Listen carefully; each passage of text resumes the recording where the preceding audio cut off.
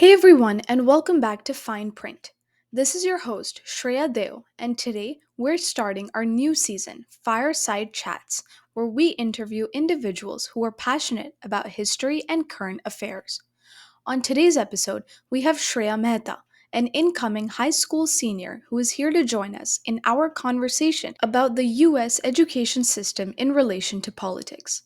Today's discussion is going to be free flowing, and we'll discuss if children should be taught politics in school, or at least the basics of voting procedure and governmental organizations to promote a generation of well informed voters. Join us and tune in into our conversation, only on Fine Print.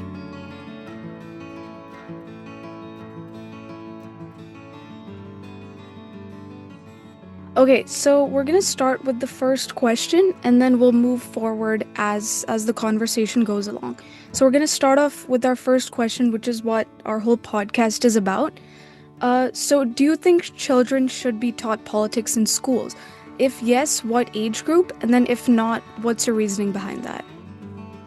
I'm conflicted about this because I do think politics is important to understand, especially nowadays when the world is moving so fast. I definitely think there should be an age limit though. Like you should be at least maybe 14, 15 years old. Wait till high school to talk about it. And even when you're teaching politics, I think it should be very basic because I think it's pretty difficult to be unbiased when teaching politics. That's true, yeah. And especially with a lot of our teachers, I know we both have experience. Some Yes, teachers have very like politically opinionated views, and if there's like a Republican in the classroom and the teacher's a Democrat, that can influence their understanding of politics as compared to what they're hearing at home maybe. for sure. We've definitely had a teacher who, when they talked about politics, it was very much one-sided. And I think that can lead to forming like very biased opinions. I think it should be taught very like in the middle. And then the students, I think, should be allowed to debate amongst themselves because I think healthy conversation about politics is very important, especially nowadays. That's true. Yeah, because especially with a lot of these like clubs we have in school, like Model UN, they're very like structured, so they don't let kids like have free flowing discussions. Same with debate. Like if you look at the debate club, they have like an LD format, and I know a lot of students don't enjoy that Yeah, because it's like you have a 5 minute timer on you, and then you can't really argue with the other person. exactly. It's more like reading a script. You're not Yeah. really talking to them. Yeah, so I agree with the like having these kinds of like political discussions in class because I know we've had some of those, and you get to learn a lot about what other people in your class think because especially since in the US everyone's from like a different background, and Hmm. when you hear stuff from different places you start to think from different perspectives, which is very important especially in today's world.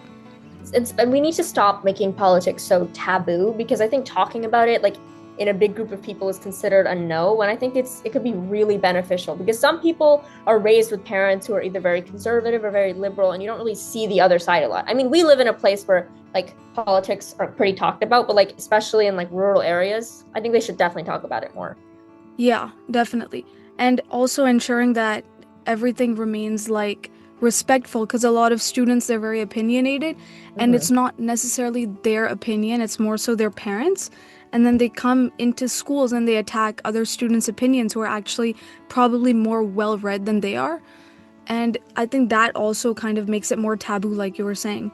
So Yeah, personally, I agree with your stance. I think it should be taught, but very like just the basics, like how the government works, right. what the two parties like, what their core values are. And I think like a good age group, like you said, 14, 15, because if you teach it too early, they're not really grasping anything. They kind of just hold on to like the good versus bad. They don't really get the gray area. And usually, when kids are between like 14 to 16, you're about to vote when you're 18, and it's very important for you to know what you're Exactly. voting We're going for. to vote next year, and I feel like I'm still not informed enough about the political parties. Exactly, yeah, I agree with that.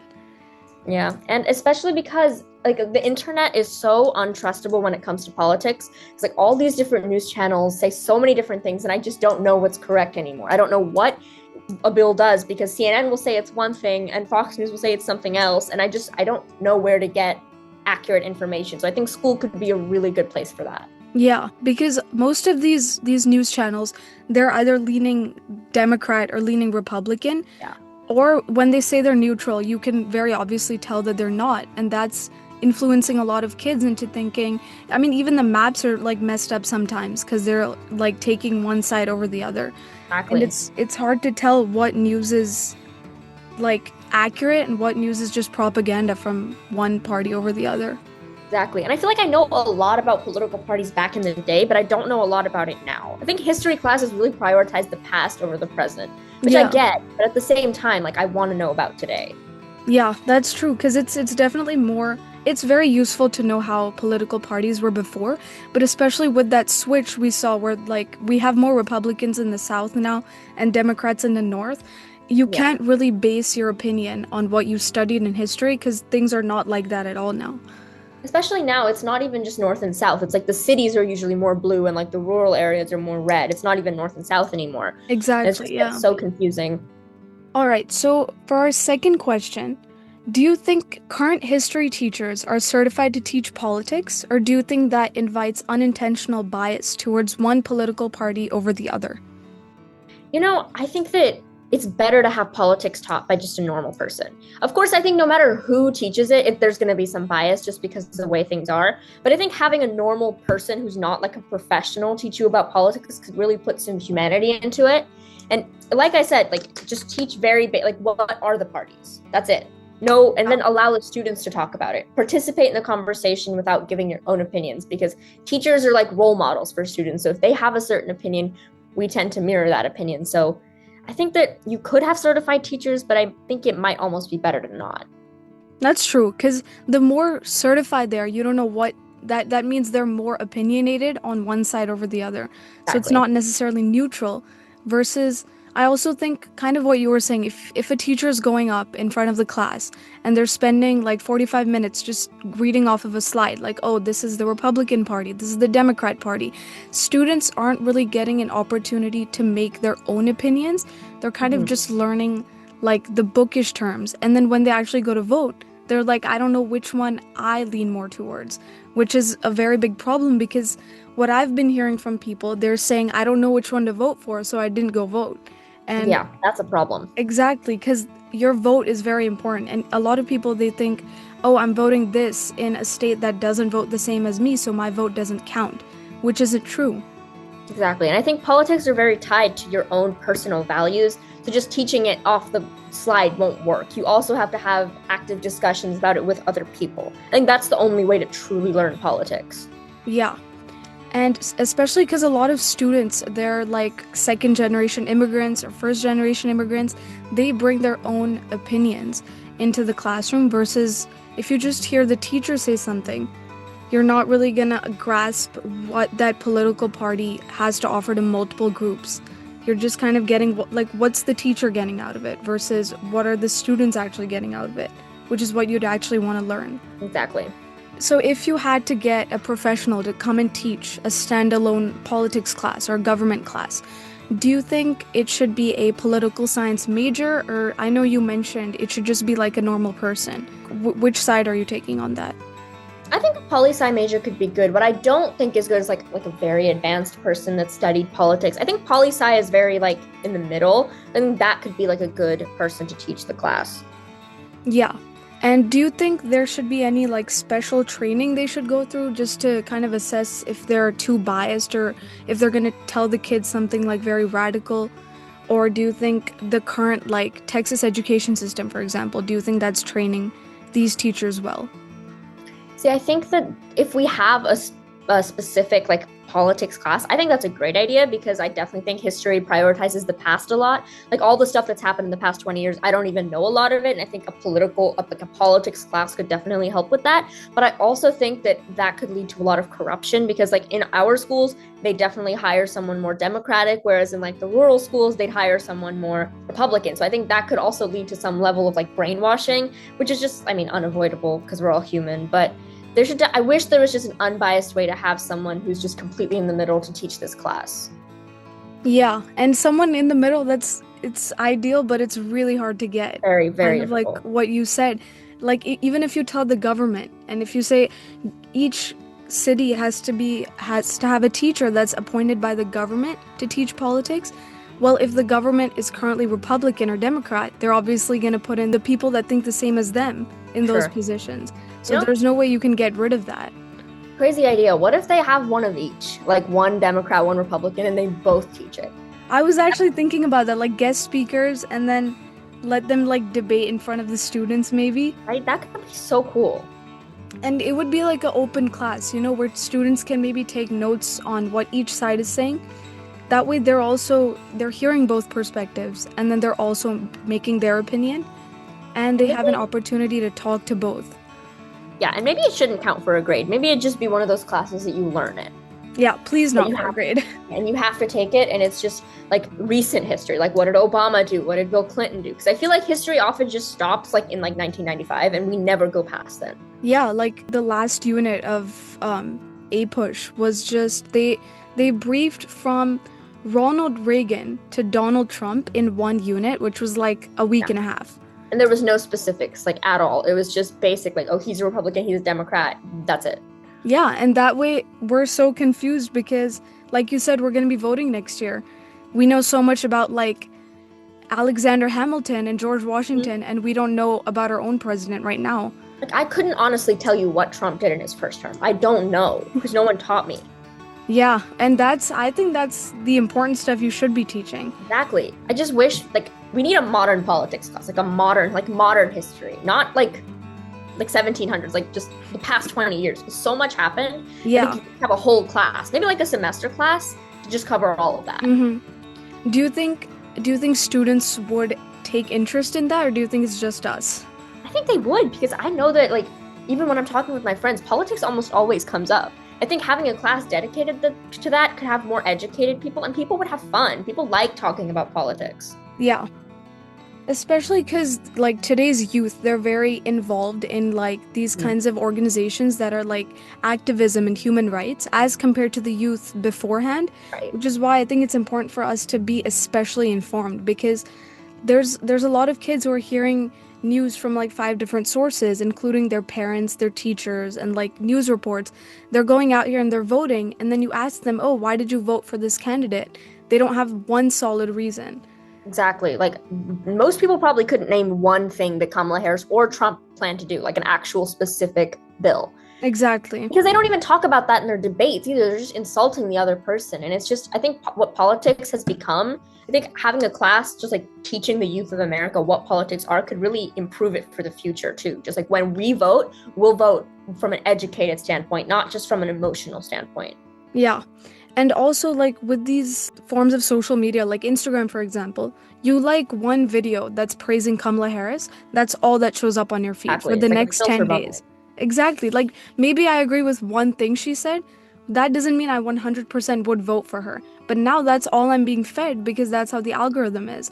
Especially like the world is becoming much more polarized now. Like people are either completely Democrat or completely Republican, when I think most people probably lie somewhere in the middle. Exactly. Yeah. Like, I was looking at this website today, and it actually said that 15% of voters were somewhere in the middle. They didn't vote because they weren't Democrat or Republican.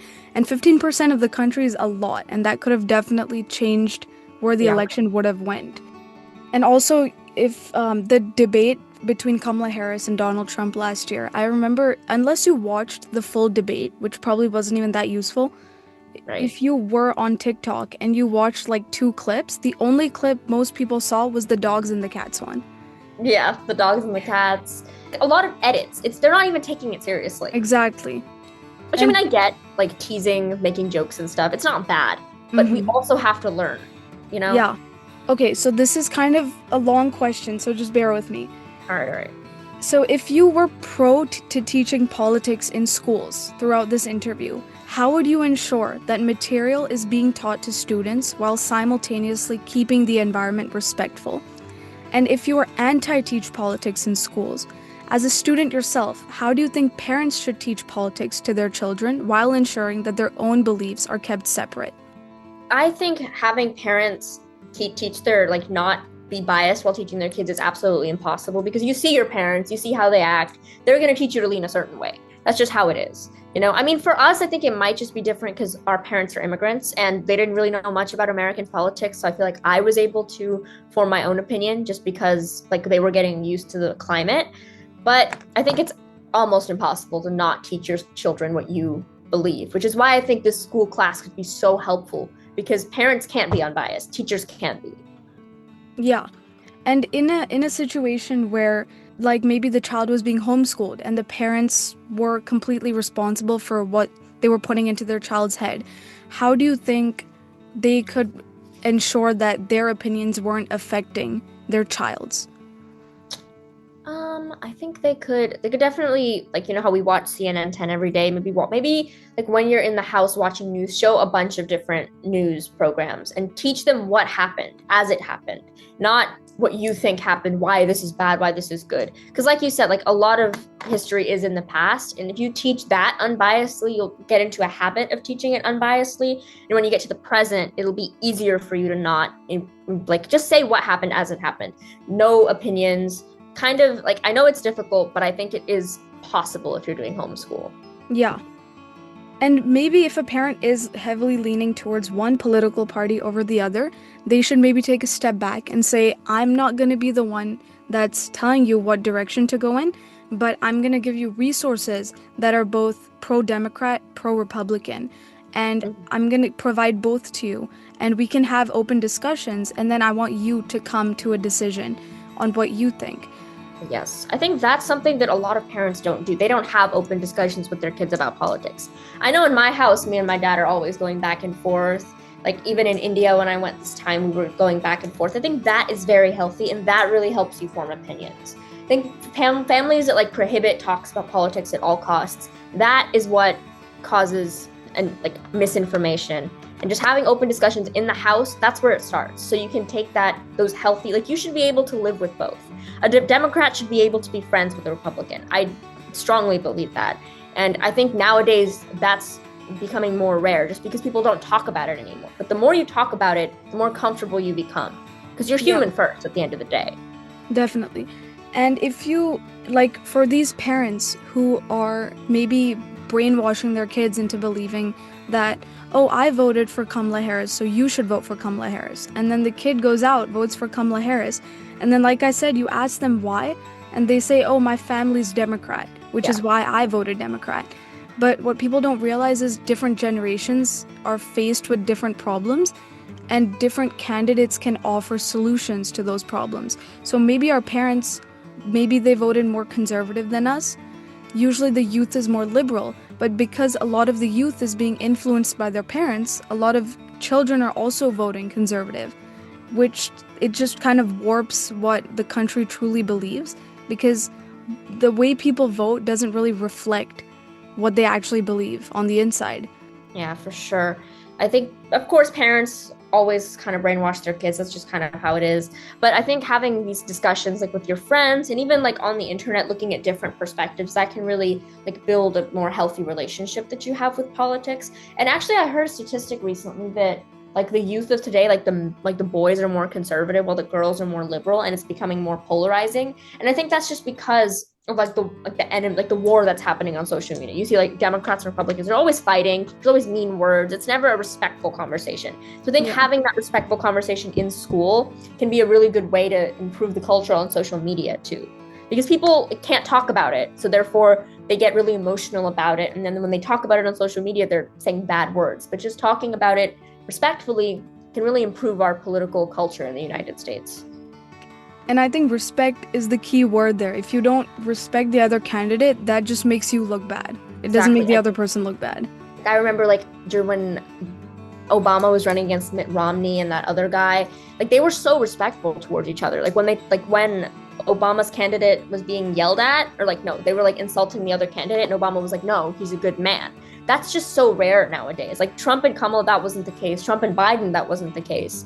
And I think we just need to bring that back. We need to bring that level of respect back into politics.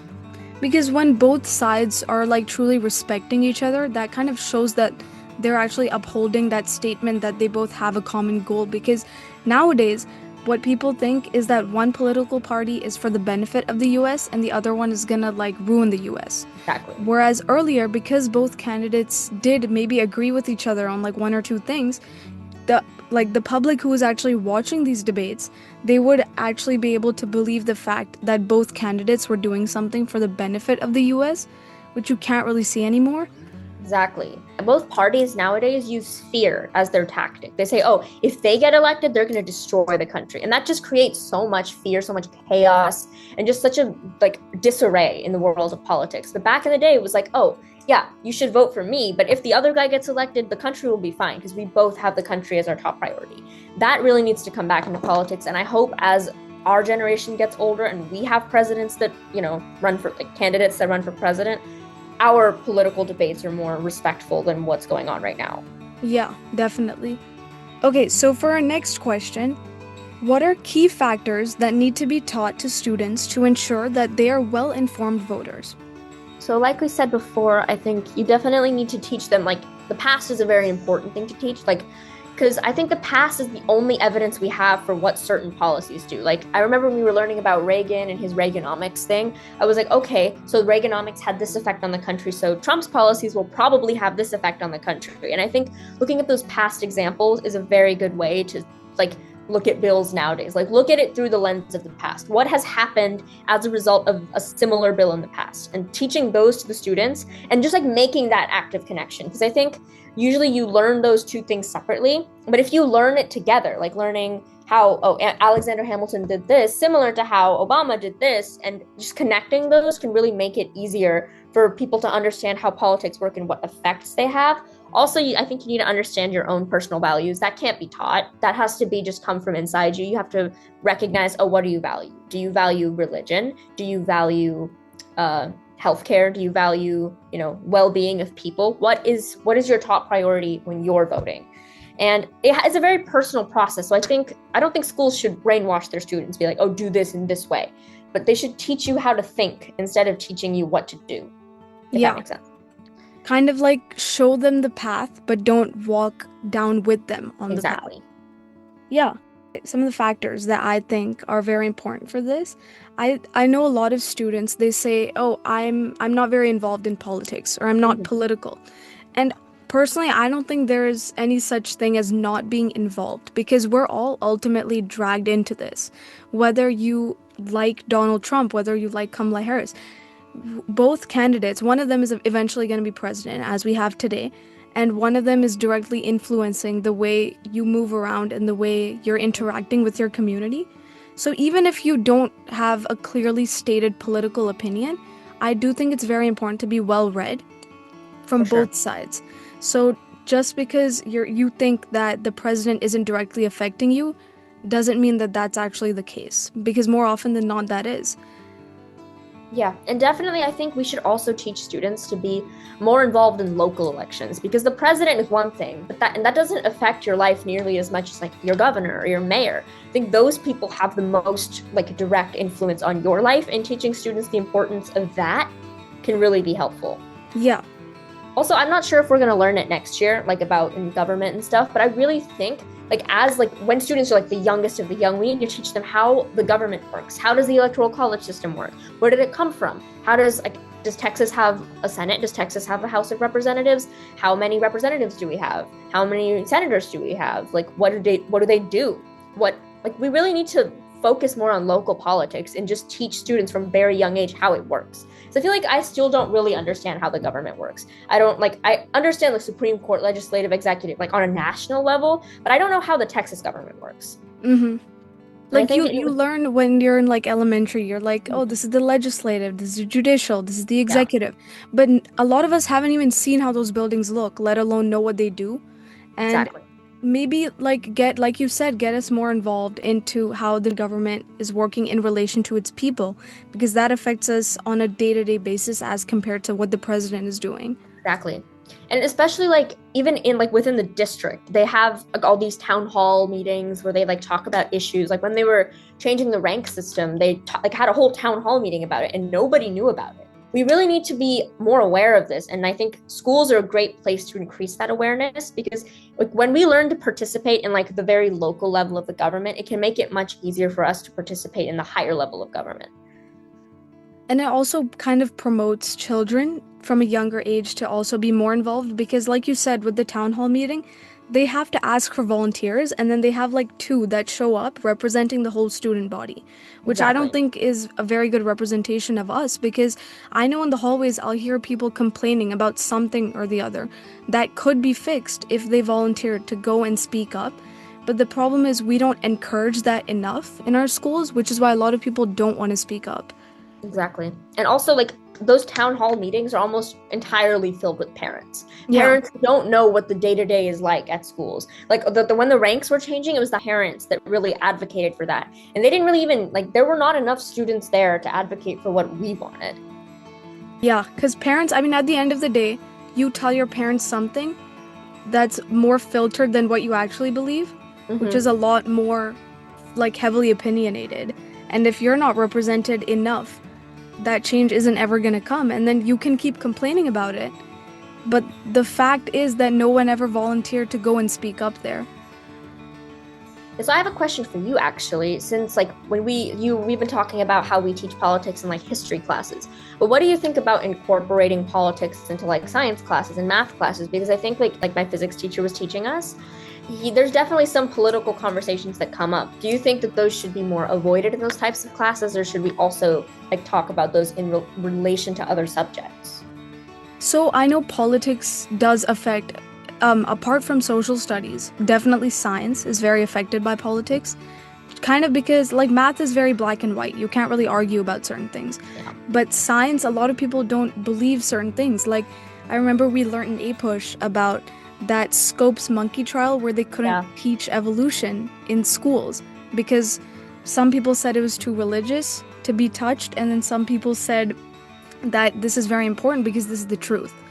And I personally think that these kinds of discussions shouldn't be completely barred in any setting. You're Because right. what that's teaching kids is that, this conversation is only allowed in these four walls and nowhere outside of it. Yeah, And, that's a good point. but definitely, like, if it's in a math classroom, for example, there's a lot less connection with politics as compared to, like, history or science or even English. So definitely promote it if it comes up. But like in math classrooms especially, I don't think it's a topic that needs to be like raised, Right. especially just because there's not much of a connection there.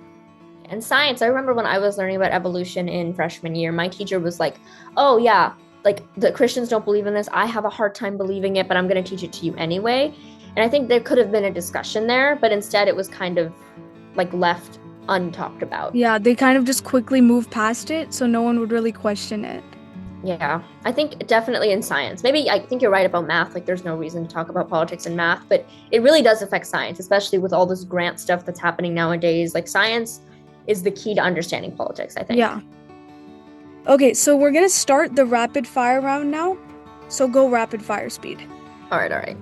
Gotcha. Okay, question number one. How would you explain the Electoral College to a 5-year-old? Okay, so I would tell them that there's a bunch of states and all of them have a different amount of votes depending on their population. And when we vote, those votes go into the electoral college system. And when one state can award all the votes to a certain party, and then all of those are counted up, and you have to have more than half to win. That's my Okay, explanation. yeah, that was short and sweet. Thank you. I try. Okay, if you could add one course to public high schools in America related to our conversation today, what class would it be? Modern politics, and it would be a semester class. Okay, and why not a full year class? Because I think that would be too much. I think just like modern, like past 20 years, really go in depth on that, talk about modern politics. That's it, move on. Yeah, okay, And since it's not a grade, I think it could be a good place to do like one semester. yeah. Yeah. Okay, what is the most interesting takeaway from your American history class in the past? It's a hard one. Your US history teacher isn't going to be proud of that. No, he's not. American history is very interesting indeed. I think honestly, the thing that kind of shocked me the most was learning about Reaganomics and how similar Reagan is to Trump today. I think like that really kind of shocked me. I was like, whoa, this is like exactly the same thing. And how history keeps repeating itself, and you can just see that when you actually look for it. That's probably the coolest Yeah. thing. Okay, what is one unrealistic but totally worthy law you would pass if you had the power? Ooh, okay. I think I would ban social media for children under 15. I'm sorry, it's so toxic. And Instagram actually has that, like, you can't be on Instagram unless you're 16 or older, but I know everyone fakes their age on there, so I definitely think social media, because social media can really change your perspective on like everything. So I think you should just keep it away, yeah. or like have a kid's social media. I don't know. Yeah, like YouTube Kids. Yeah. Although YouTube Kids isn't very Oh my God, YouTube Kids anymore. YouTube Kids traumatized me as a kid.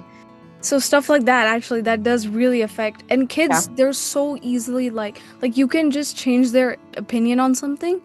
so fast. So it's very easy to do that.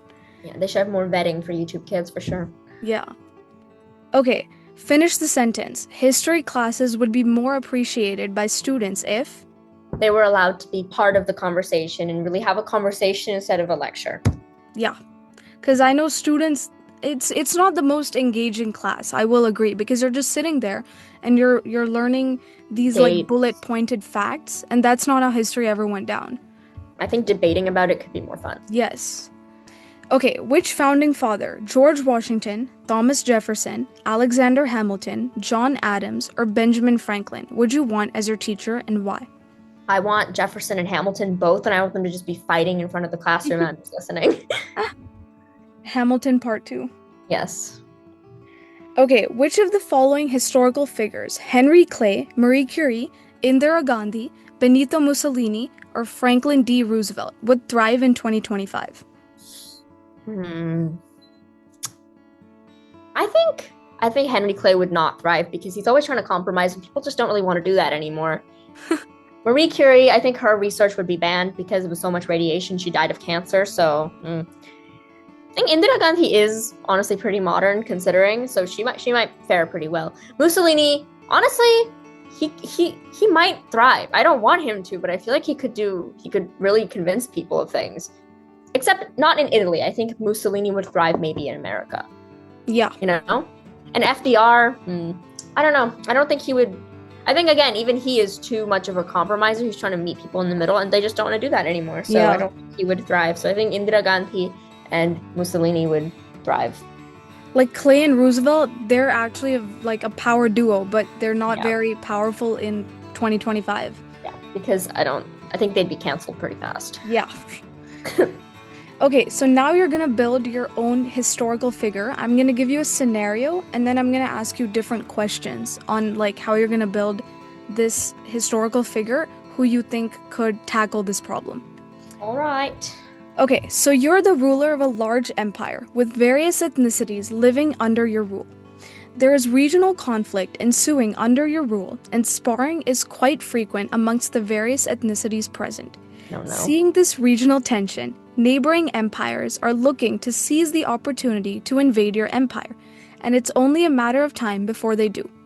Build your historical figure who you think would best steer the empire towards unity and ethnic harmony. Oh, no, my empire is cooked.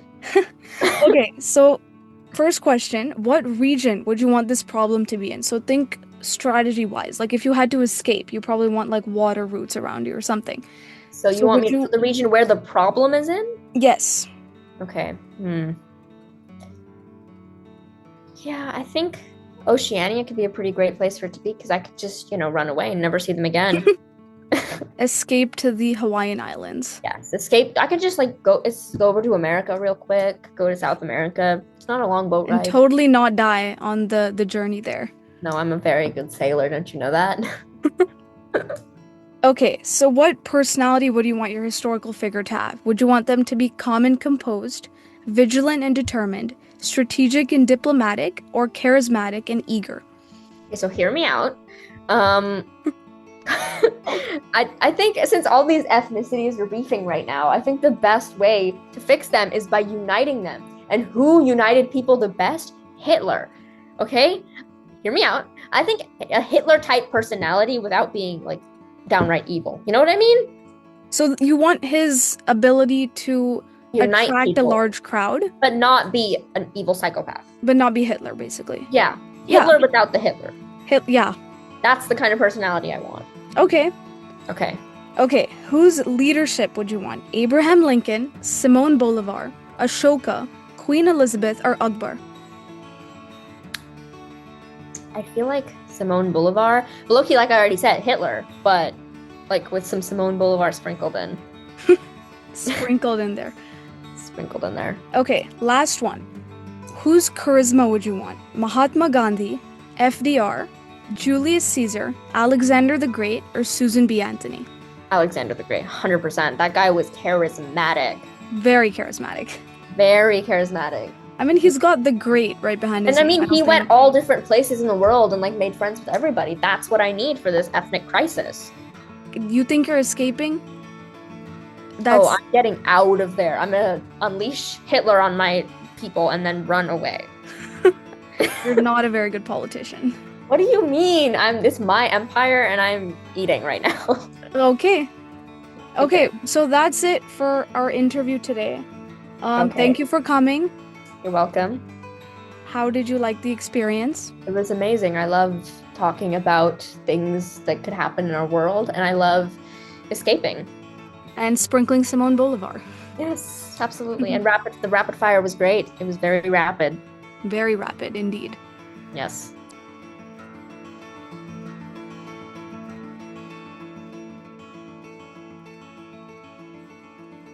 Alright, everyone, and that's a wrap on episode 1 of the Fireside Chats with our first guest of the series, Shreya Mehta. Today, we conversed about how we believe politics and governmental methods should be taught to the incoming youth. Keep following us on Spotify, Apple Music, or wherever you're listening from, and follow us on Instagram at fineprint.pod to get the latest updates on new episodes and series. Until then, keep reading between the lines.